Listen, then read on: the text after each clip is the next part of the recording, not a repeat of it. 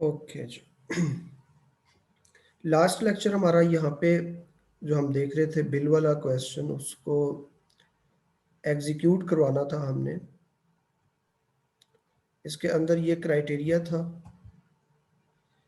Units, उसके बाद bill calculate करना था, enter unit consume, if unit greater than 500 तो बिल जो है वो यूनिट को 7 से मल्टीप्लाई करके निकलना है। अगर यूनिट जो है वो 300 से अबव होंगी तो यूनिट 5 से मल्टीप्लाई होनी है। और एल्स यूनिट का रेट जो है वो 2 रुपीज़ है। ये एल्स उस वक्त आएगा जब यूनिट जो है वो लेस देन 300 होंगी। उसके बाद जो बिल कैलकुलेट होगा उसमें 150 लाइन रेट ऐड करके फिर जो कंडीशन दोबारा बनेगी उसमें बिल की वैल्यू को 2000 से चेक करना है और फिर बिल कैलकुलेट करना है। तो इसको हमने चलाना था। चलाने के बाद हम यहाँ पे इसको 100 यूनिट्स देते हैं, तो यूनिट कंज्यूम्ड 100 है और बिल जो है वो 350 आया है। क्योंकि ये 100 यूनिट्स जब हमने दी हैं तो पहली कंडीशन भी फॉल्स है और ये दूसरी भी फॉल्स है। तो एल्स में आके यूनिट जो है ये 100 से मल्टीप्लाई हो, जो 100 यूनिट्स हैं वो 2 से मल्टीप्लाई होंगी तो बिल निकलेगा 200। उसके बाद 200 प्लस 150, बिल जो है वो 350 बन गया। 350 के बाद ये वाली कंडीशन जो है ये फॉल्स है, इसलिए इसके अंदर एक्स्ट्रा 5% सरचार्ज ऐड नहीं होगा। यूनिट कंज्यूम का मैसेज आएगा, यू का, और उसके बाद बिल का। इसी तरीके से बाकी भी हम यूनिट्स दे के इसको चेक कर सकते हैं।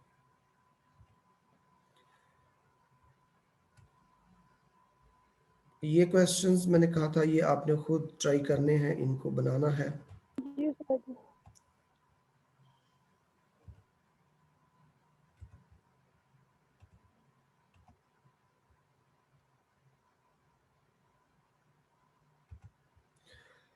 Write program that input radius, calculate circle if choice is 1 and circumference if choice is 2। Radius input होना है, फिर चॉइस इफ चॉइस 1, एरिया निकलना है पाई आर स्क्वायर से। उसके बाद एरिया को प्रिंट करना है। Else if choice 2, then circumference calculate होना है और सर्कमफ्रेंस को आउट करना है। और एल्स जो है वो इनवैलिड चॉइस। यहाँ पे इस प्रोग्राम के अंदर आपको एक वर्क करना है कि वो तमाम मंथ अलग करने हैं जिनके डेज 31 होते हैं। वो आपने पहले एक लिस्ट बना लेनी है जिसमें जनवरी, मार्च, मई, दिसंबर तक ये तमाम आपके पास फिगर होनी चाहिए कि किन मंथ के अंदर डेज जो है वो 31 होते हैं और किन मंथ के अंदर 30 होते हैं। और मंथ 2 जो है फरवरी वाला, उसमें 28 और 29 डेज होते हैं। तो इस तरीके से हमारा ये प्रोग्राम जो है वो बना हुआ है। What is nested if? Nested if पे जाने से पहले हम वो तमाम स्ट्रक्चर्स को एक दफ़ा थोड़ा सा ब्रीफ देखते हैं कि सबसे पहले हमने इफ को पढ़ा था। तो if is a control structure that handles only one block of statement. If जो है वो सिर्फ एक ब्लॉक ऑफ स्टेटमेंट को कंट्रोल कर सकता है एट ए टाइम। कैसे? अगर कंडीशन ट्रू होती है तो वो ब्लॉक एग्जीक्यूट होता है। स्किप के बाद अगर वो फॉल्स हो जाती है तो उसके पास कोई ऐसी चीज़ नहीं है कि वो क्या करे। कंडीशन ट्रू पे ही उसने वो ब्लॉक चलाना है, फॉल्स पे उसने उस ब्लॉक को स्किप कर जाना है। फॉल्स के केस में उसने कोई चीज़ एग्जीक्यूट नहीं करनी। तो इस तरह इफ जो है, if can handle only one block of statement, either to execute it or not to execute it. अगर हमारे पास दो ब्लॉक हों तो उसके लिए जो है वो इफ एल्स लगाते हैं। If else can handle two block of statement. One block is executed if condition is true and other if condition is false। And if there are two or more than two blocks, then we can use if else if. If else if can handle more than two blocks. Nested if, an if statement within an if is called nested if. In nested, control enters into inner if only when outer condition is true. Only one block of statement are executed and remaining block are skipped. This is outer if condition, else, ये outer का else है। उसके बाद outer की जो condition होती है, जब ये ट्रू होती है तो यहाँ पे हम नॉर्मली एक स्टेटमेंट लिखते थे इफ एल्स के केस में, तो हमने उस पूरी स्टेटमेंट को दोबारा इफ एल्स से बदल दिया है। तो उस स्टेटमेंट को इफ एल्स से बदलने से ये जो है ये नेस्टेड इफ बन गई है, इफ के अंदर एक इफ आ गई है। अब सबसे पहले कंट्रोल इस कंडीशन को चेक करता है, ये कंडीशन या ट्रू होती है या फॉल्स होती है। अगर ये फॉल्स हो जाती है तो हम काम ही खत्म हो गया, ये आएगी अपनी एल्स पे और ये वाली स्टेटमेंट चला देगी। लेकिन अगर ये ट्रू है तो ट्रू के केस में अभी फिर क्या होगा, फिर दोबारा यहाँ पे एक और कंडीशन पे आ जाएगा, इसको चेक करेगा। अगर ये कंडीशन फॉल्स हो जाती है तो ये अपने इस एल्स पे आके इस स्टेटमेंट को चलाएगा, और अगर ये कंडीशन ट्रू है तो ये स्टेटमेंट चलेगी।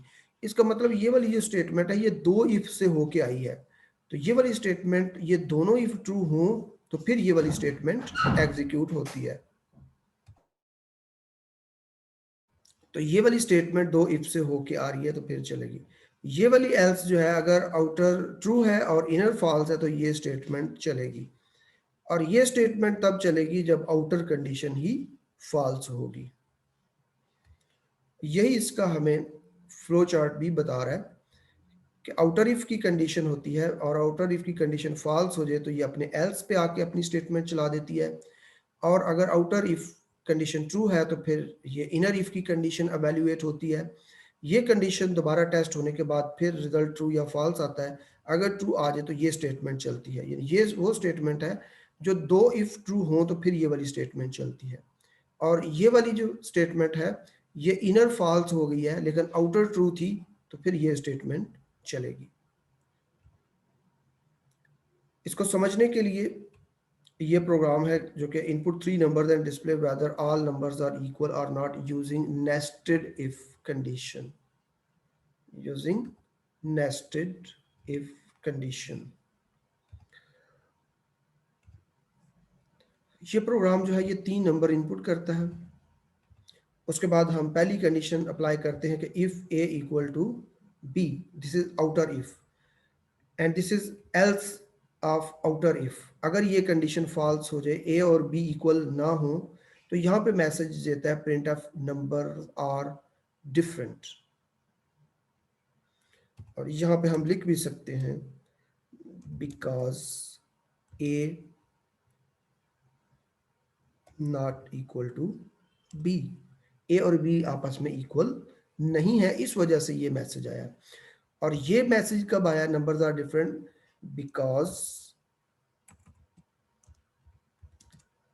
ए and c are not equal, a not equal to c, a c equal नहीं है।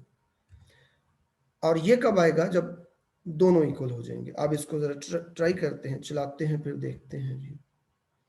ये हमारे, हमने कहा 12 12 और 12, ऑल नंबर्स आर इक्वल, ये भी ट्रू हो गई है और ये भी ट्रू हो गई है, तो ऑल नंबर्स आर इक्वल आ गया।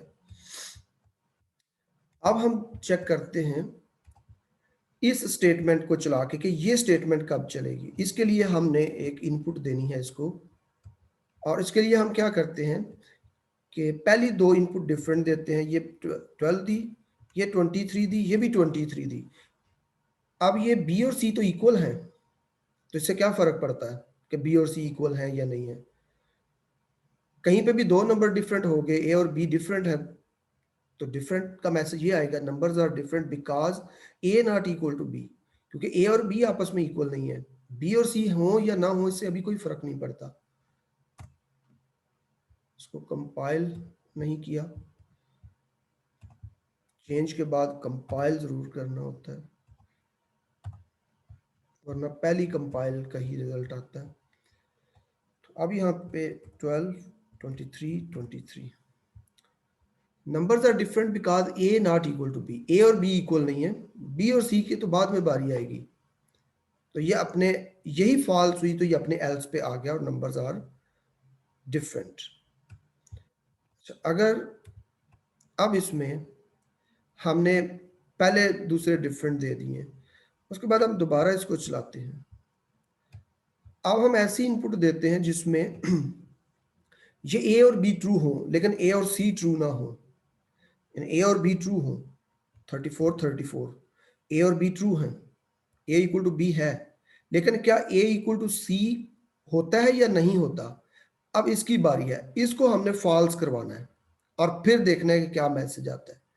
तो अब हम यहाँ पे डिफरेंट वैल्यू दे देते हैं 5। तो दो नंबर तो इक्वल है, ये तो टेस्ट कर लेगा, ए इक्वल टू बी ट्रू है। अब ये यहाँ पे पहुंच गया, ए इक्वल टू सी को चेक कर रहा है, क्या ए इक्वल टू सी इसको मिलेगा? ये नहीं मिलेगा। जब ये नहीं मिलेगा तो ये यहाँ पे आएगा और कहेगा कि numbers are different because A not equal to C.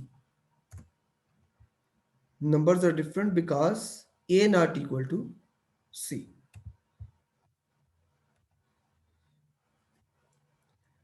Nested if के साथ ही फिर हम एक और प्रोग्राम देखते हैं कि ये 3 नंबर्स इनपुट करता है और उसमें से मिनिमम नंबर फाइंड करता है using nested if, because we can find minimum number from 3 numbers with different methods। हम इसके लिए सिंपल इफ का इस्तेमाल भी कर सकते हैं, हम इसके लिए कंपाउंड कंडीशन का भी इस्तेमाल कर सकते हैं, लेकिन हमने नेस्टेड इफ की रिस्ट्रिक्शन लगाई है कि नेस्टेड इफ के साथ करके दिखाना है। तो ए बी सी इनको इनपुट करवाना है, इनपुट करवाने के बाद ये आउटर लगी हुई है, ये आउटर इफ है और ये उस आउटर इफ का एल्स लगा हुआ है। और आउटर इफ में क्या लिखा हुआ है कि if a less than b, क्या ए बी से लेस है? अगर ए बी से लेस हो भी जाता है तो अभी डिसीजन नहीं हुआ कि कौन लेस है। फिर नेस्टेड इफ के साथ चेक किया कि क्या ए लेस देन सी है। अब बात पक्की हो गई है कि ए लेस देन बी भी ट्रू हो जाए और ए लेस देन सी भी ट्रू हो जाए, तो ये कंफर्म्ड बात है कि ए ही लेस है। तो यहाँ पे हम परसेंटेज इज मिनिमम ए को मिनिमम का मैसेज दे सकते हैं।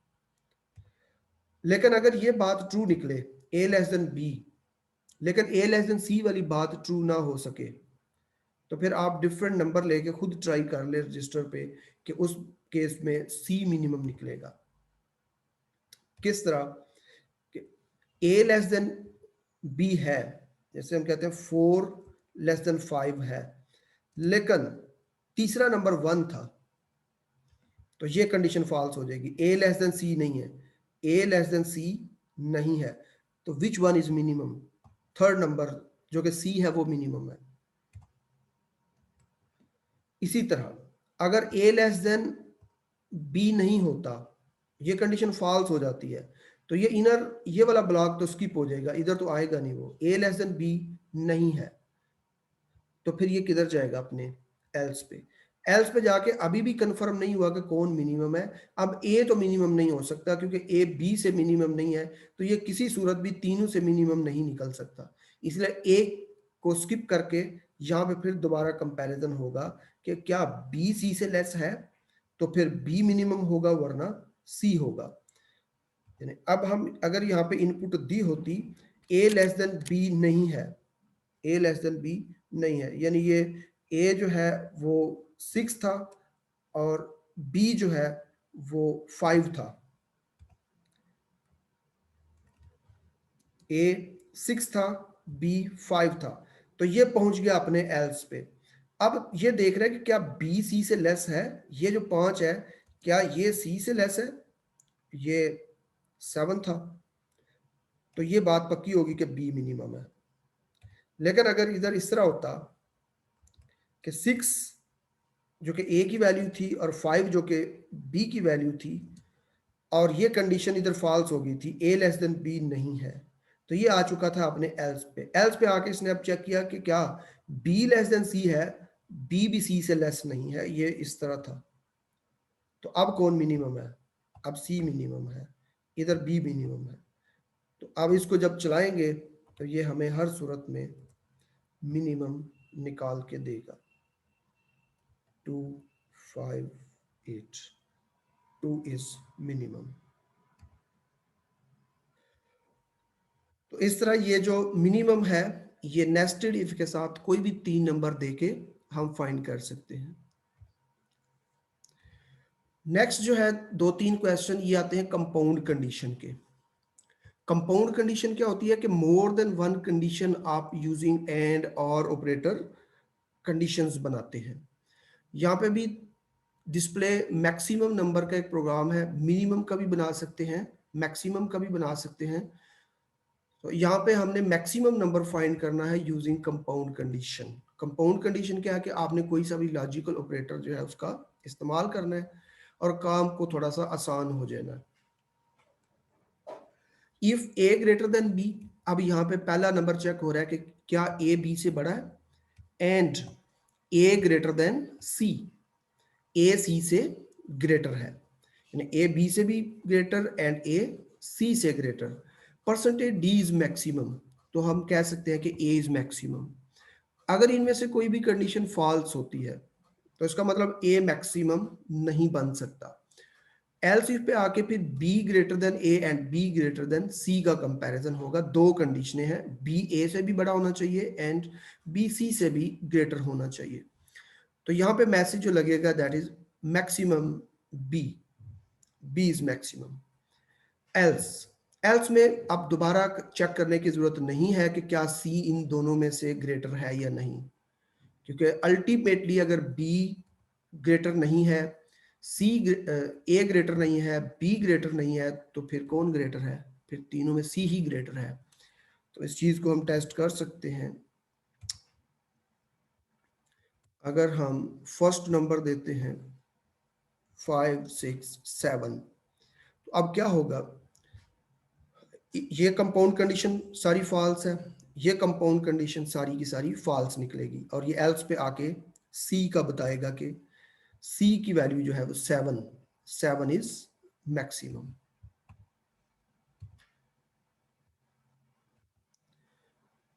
इसके बाद वॉवल वाला क्वेश्चन कि आपने एक कैरेक्टर इनपुट करके उसको चेक करना है। ये 10 कंडीशंस यहाँ पे बनेंगी और एक कंपाउंड कंडीशन पूरी बनेगी। इसमें कोई भी कैरेक्टर दे सकते हैं और ये प्रोग्राम जो है उसके बारे में बताएगा कि क्या वो वॉवल है या नहीं है। अब इसमें अगर हम ई स्मॉल देते हैं तो तब भी वो वॉवल आएगा, ई कैपिटल देते हैं तो तब भी वो वॉवल आएगा। इसके अलावा इन 10 के अलावा अगर हम क्यू दे देते हैं तो Q is not a vowel, क्योंकि वो किसी भी तरह इस कंडीशन में पूरा नहीं उतरता। सारी ही फॉल्स आ जाएंगी और सारी फॉल्स आने पे पूरी कंडीशन जो कंपाउंड बन रही है ये फॉल्स होगी और ये यहाँ पे आएगा C is not a vowel, C H is not a vowel. इसके बाद फिर compound condition using and operator. इस चीज के बारे में बताना है कि जो एक करैक्टर इनपुट होगा वो कैपिटल लेटर है, वो स्मॉल केस लेटर है, वो डिजिट है, या वो स्पेशल सिंबल है। तो सी एच एक करेक्टर वेरिएबल लेके एंटर एनी करेक्टर उसको हम इनपुट कर लेंगे। इनपुट करने के बाद if c h greater than A and c h less than z, यानी वो ए से बड़ा हो और जेड से वो स्मॉल हो। तो ये एक चेक लगा हुआ है एंड ऑपरेटर के साथ, ये और के साथ नहीं लगाना, एंड के साथ इसको चेक करना है कि ए से बड़ा और जेड से ये स्मॉल हो। तो फिर कह सकते हैं कि percentage c is capital letter that is c h. If this condition is not true then we can check else if c h greater than small a and c h less than small g, then this is a small case letter. If this condition is not true, then again else if ch greater than 0 and ch less than 9. If this condition holds, then percentage c is digit that is ch. Else अगर इनमें से कोई भी condition true नहीं होती, ना वो capital था ना वो स्मॉल निकला ना वो डिजिट, तो फिर वो क्या होगा? वो सिंबल होगा। अब सिंबल की रेंज देने की हमें ज़रूरत ही नहीं है, हमने ये रेंज दे दी है, इसके अलावा जो कुछ भी आए वो सिंबल है। इसको टेस्ट करते हैं। अब यहाँ पे हम दे देते हैं इसको hash sign. Hash is a character, ये जाएगा सी एच के साथ, यहाँ पे इनपुट हो गया, ये सी एच को मिलेगा। अब ये कंडीशन फॉल्स, ये कंडीशन फॉल्स, ये कंडीशन फॉल्स, तो एल्स रह जाता है। इस पे आएगा और कहेगा hash sign is a symbol, hash is a symbol. दोबारा चलाते हैं इसको, कोई डिजिट अब देते हैं और देखते हैं कि क्या मैसेज देता है या नहीं। 6, इस केस में क्या होगा, ये ग्रेटर देन ए लेस देन ए फॉल्स, दोनों फॉल्स तो रिजल्ट फॉल्स। ग्रेटर ए लेस देन जी, दोनों फॉल्स तो रिजल्ट फॉल्स। यहाँ पे जाके 0 से ग्रेटर और 9 से लेस, ये कंडीशन ट्रू है दोनों। जब दोनों ट्रू है तो होल कंडीशन का रिजल्ट ट्रू आएगा और ये वाला ब्लॉक चलेगा और कहेगा कि 6 इज ए डिजिट।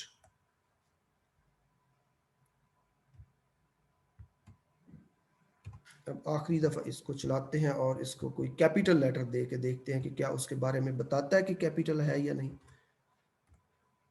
तो जी इज़ ए कैपिटल लेटर, ये पहली ही कंडीशन इसको ट्रू मिल गई है। जी के बारे में ये भी ट्रू, ये भी ट्रू, तो ये पूरी कंडीशन ट्रू और उसने कहा जी इज़ ए कैपिटल लेटर।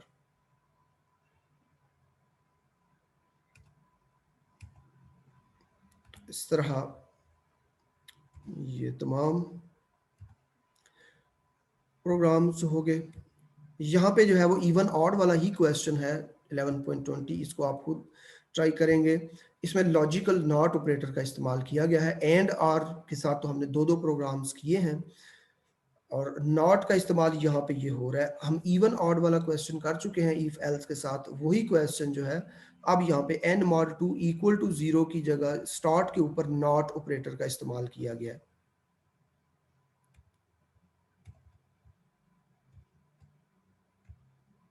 यहाँ पे ये आपको नजर आएगा नॉट ऑपरेटर। ये नॉट ऑपरेटर क्या करता है, ये ट्रू को फॉल्स कर देता है और फॉल्स को ट्रू कर देता है। अगर हम यहाँ पे एंटर एनी नंबर में जब इसको चलाया तो हमने 20 दिया, तो 20 के केस में क्या होगा, 20 mod 2 इक्वल टू 0, ये बात ट्रू हो जाएगी। ट्रू होने पे ये साथ नॉट लगा हुआ ये इसको फॉल्स कर देगा। जब फॉल्स होता है तो ये आता है अपने एल्स पे, एल्स पे आके क्या कहेगा, you entered an even number, तो यही आया यू एंटर्ड इवन नंबर। अगर हम यहाँ पे 11 दे दें तो 11 के केस में क्या होता, 11 mod 2 इक्वल टू 0, ये कंडीशन क्या हो जाती है, फॉल्स। फॉल्स होने पे ये नॉट लगा हुआ है, ये ट्रू हो जाती। जब ट्रू हो गई है इफ, तो ये कहता यू एंटर्ड ऑड नंबर, क्योंकि 11 ऑड है, तो ये इस तरह डिसीजन देगा। मैंने आपको पहले भी कहा कि जी के सारे काम आप सिंपल इफ से भी कर सकते हैं, लेकिन सिंपल इफ जो होती है वो प्रोग्राम को लेस एफिशिएंट बनाती है। अगर यही प्रोग्राम हम एक देखते हैं जिसमें पॉजिटिव, नेगेटिव और ज़ीरो के बारे में मैसेज देना है कि एक नंबर इनपुट करके पॉजिटिव का पॉजिटिव बताए, नेगेटिव का वो नेगेटिव बताए,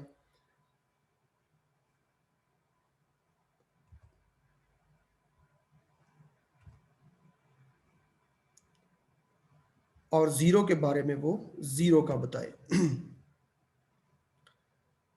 तो ये सिंपल इफ लगी हुई है। If n less n greater than 0 number is positive, if n less than 0 number is negative, if n equal to 0 number is 0, ये तीन if लगी हुई हैं। अब अगर यहाँ पे इनपुट करने वाला उसको पहली ही इनपुट पॉजिटिव की दे देता है तो क्या होगा, ये वाली इफ ट्रू हो जाएगी।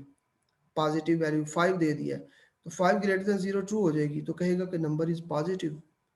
जब एक चीज का डिसाइड हो गया है तो क्या उसको ये फिर चेक करना चाहिए आके कि n लेस देन 0 है या नहीं, अब n इक्वल टू 0 है या नहीं।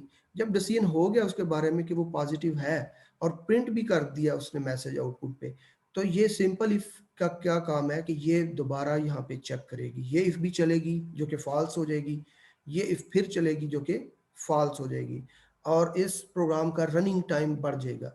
यानी अगर इसको हम इफ और फिर एल्स लगा के करें तो हो सकता है कि ये सपोज लेती है एल्स के साथ ये लेती है 10 मिली सेकेंड, तो इस तरह ये 15 मिली सेकेंड लेगी। जब ये प्रोग्राम चलेगा तो हो सकता है ये 15 मिली सेकेंड ले,